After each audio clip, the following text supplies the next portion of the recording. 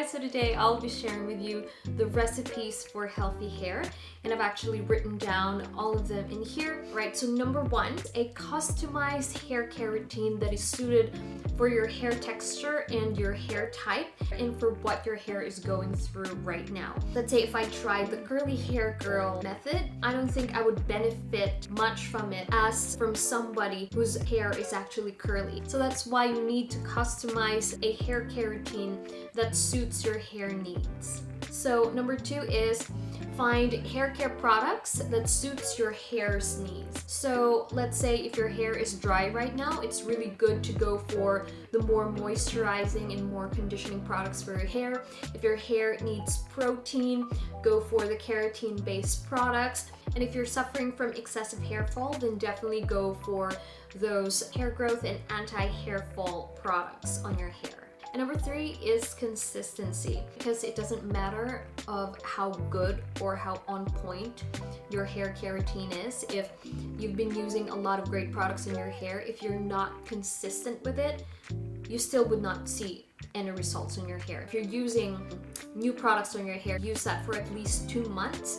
Or if you're using any kind of like hair care methods on your hair, use it for 2 months so that you would actually see its full-on results on your hair. Alright, moving on. So number four is diet and supplements.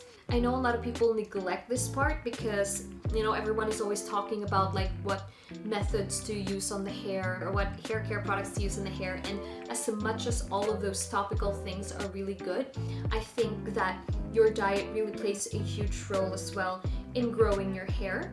If your body is healthy, then your hair and your skin is automatically going to be healthy as well. Especially as a woman, if your hormones are perfectly balanced, your skin is going to thrive and your hair is going to thrive as well. You would actually notice less hair fall. And also taking in supplements.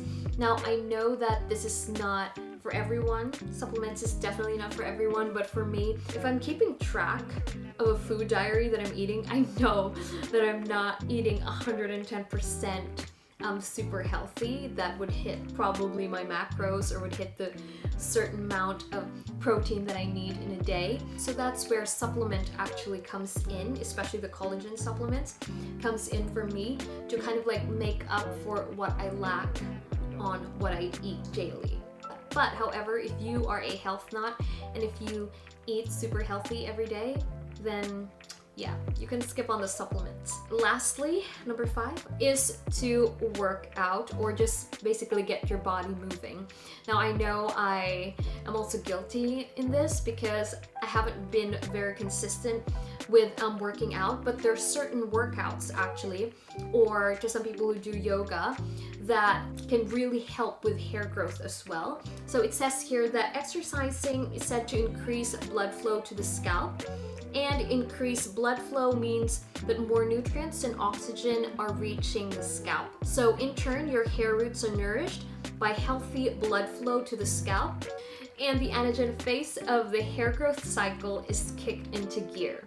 And when you work out, you are going to reduce the stress hormones, and it stimulates the production of endorphins, which helps with relaxation. And we all know that stress is actually one of the culprits and one of the reasons why your hair is falling out. So if you can lower down the stress by working out, then it can definitely help you not only grow out your hair, but also at the same time de-stress you and help you stop your hair fall. So that is it, you guys. Those tips are very basic and all, but I hope you liked this video, and if you did, please give this video a thumbs up, and if you found this content valuable, please do share it to a friend, and I will see you on my next one.